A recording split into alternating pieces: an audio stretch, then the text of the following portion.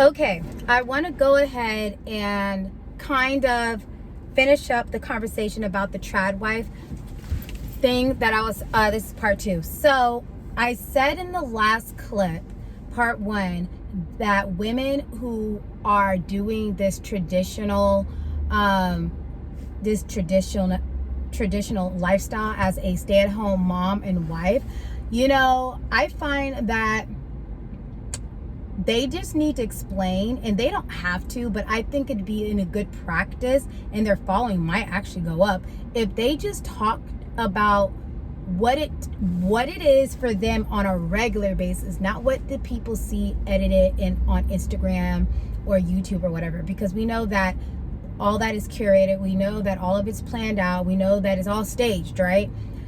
But talk about and show aspects of their life in its raw setting about what it's like to be a stay-at-home mom and wife for them. It's not all about decorating and cleaning and doing laundry and hauls and stuff. It's not, because I'm a stay-at-home mom and wife, and I've been so since 2015, the year I got married. Okay, we're going on 9 years of me not working a traditional 9 to 5. And then it's boring. It's boring because there's only so much you could do. There's so much cleaning you could do, cooking you can do, and all this stuff. It's a boring life.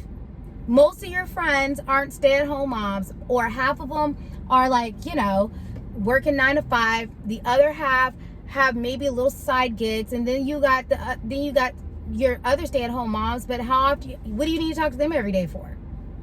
Every single day? No. So they just need to talk about that when they're making their content, like in between all the cute edited stuff.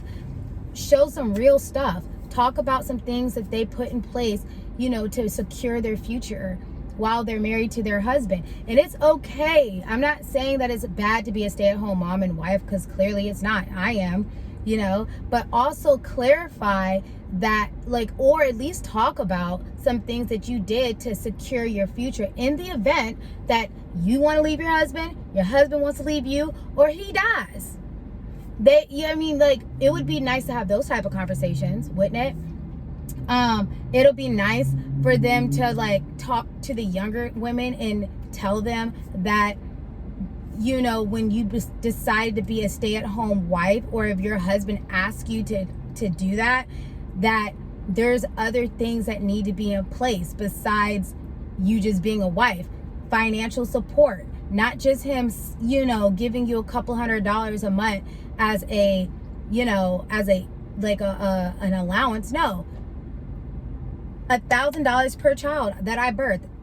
That's if I have 3 children, that's $3,000 a month that need to go into my bank account that has just my name on it as savings, is for security. Because in the event that he decides to leave you and he hasn't been giving you any money, you have literally given up all of your skills. You have literally given up pretty much the predominantly of your youth raising children, taking care of him, and you have literally no work experience. There are women right now who raised their babies, they're grown now, who haven't been in the workforce for 20 years. They don't even know what the new technology is. They don't know how to work simple software, and you know what I mean? They've been staying at home. They've been homemakers, which is nothing wrong with being a homemaker, but they've been homemakers. So them going out and trying to find a job as an assistant or a secretary is slim to none most of the time, because they don't have any actual work experience. I've heard, and I've watched videos of women on TikTok and Instagram crying when their husbands either die or leave them for somebody else, that they literally have to go work childcare jobs, cashier jobs at grocery stores, just to, and they, not to mention, because their names weren't on anything, they ended up having to rent a cheap apartment, a small apartment, and all their kids are in there. And then yes, they collect their child support if they can. You know what I mean? It's just, being a traditional stay-at-home wife is different from being a traditional stay-at-home wife 20 years ago. Traditional stay-at-home wife nowadays, what you're seeing the trad wife aesthetic and all that now is women who stay at home, who said, hell no, I'm not fixing to just sit here. I'm going to monetize what I do on a regular basis. So Tuesdays and Fridays, I clean my house. So those are the days I'm filming that content. And then Mondays and Wednesdays, I'm cooking dinner for the week. Film that content. They've gotten smart. They're going to monetize being stay-at-home wives and moms. That's where you get all the decor videos, the clean with me videos, the what's in my bag videos, the nighttime routine with my toddler videos, my pregnancy vlogs. Like, you get all of that. That is what a traditional stay-at-home mom content creator is. They're not just stay-at-home moms. They are technically working stay-at-home moms. Like, I am technically a working stay-at-home mom, because yes, I don't have a schedule that I have to per se follow, but I do have responsibilities because I started a business. Okay, so I work, but I also reserve that flexibility from working a 9-to-5 job. 9-to-5 job for me was more of a headache, because like when I got married to my husband, I told him, like before I got married, I said, I don't want to work a 9-to-5 job. I want to be available for my family and for you and for, and be available to raise the kids and stuff like that. So I did that like for 5 years. I didn't have a business. I didn't do much of anything. And I did not do exactly what I'm telling women who are younger than me to make sure they do, like check off all these boxes. Luckily, my husband actually suggested that I start a business so I wouldn't be so damn bored at home. Okay, so I did. It became very successful, and I'm so grateful for that. I'm grateful that he actually put the idea in my head, because he wants me to succeed. However, not every woman is lucky like that. Not every woman's husband's out here telling them to start a business. You got a lot of women out here who have husbands who don't want them to do nothing. They just want her to be available for the kids and for him at their beck and call. Okay, but we're not doing that in 2024 and beyond. What we're doing is solidifying securing our futures in the event that he decides to die and leave. Because guess what? Children grow up and they leave, and then it's just you. Okay, so these are some things that I think really quickly. I feel like if you're going to be a stay-at-home mom, your husband should be more than happy to pay you, meaning he needs to be putting money in your bank account every single month. That is your bank account. There is no joint account. There's no nothing. It is yours. Okay, it is yours.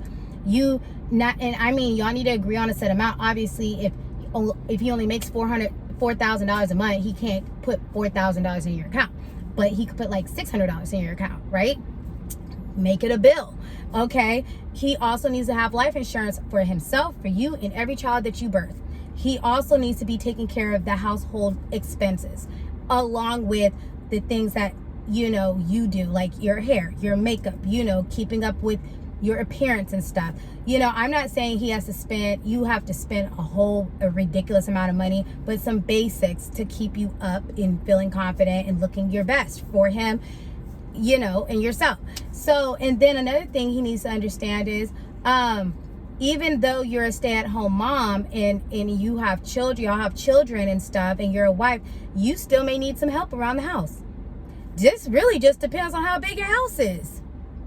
It really does. And it also depends on what your kids are doing. If your kids are up in age, like they're in like sports and stuff, if you're showing up to all the games and stuff like that, you're helping with homework, you're doing all that, you may need somebody to clean the house occasionally. Come in once a week, do a nice deep clean and stuff, and you just keep everything like nice and pretty until they come again. You may need somebody to slide in and bring you like some meal prep or whatever. That's when you use those meal prep services. Like, he needs to understand that is part of the monthly bills, and I know somebody's gonna be out here saying, well, if you're staying at home, you should be able to cook and clean and do all these things. Right, I should, but also there's moms that take pride and joy at being part of the PTA and the PTO. And I'm telling you right now, being a part of the PTA and the PTO is a full-time job without pay. Women be volunteering in their churches. They're very active. There's a lot of stay-at-home moms and wives that are very active, and they do quote unquote work. They're just not getting paid for it. They're philanthropists. They are like I said, volunteering in the church, volunteering at school, being involved in their kids' school programs and things like that. So they're busy. They're still busy. They have their own life. So, but I'm just saying, not every woman is like that. But for the ones that can afford that, that man needs to understand, like, hey, she might want to do a couple of meal preps this month, or she might want to get a house cleaner to come in a couple of times during the month, things like that. So these are all the conversations. This is a conversation you need to have with your husband before you say I do, or you guys need to compromise on something, because like I said, when he asks you, because some women make the choice by themselves, okay? But when he asks you to stay at home and take care of the children and be available for the family, then he's also asking you to give up any potential of a career. But like I said earlier in this video, women nowadays, yes, I will stay home all day. I will stay home all day. I will do all the things. I'll be that woman, that wife, that mom, but I'm gonna need A, B, C, and D. And on top of that, she's not gonna just sit around and collect a little monthly stipend and, do housework and stuff. She's going to actually most likely monetize that. Most likely monetize her being at home and being a stay-at-home wife and mom. That's what I said. That's how you get all these different videos surrounding motherhood, and family life and home life. But anyways, I digress. I just think like the big content creators that have a huge platform should also make it very clear. Oh, one other thing.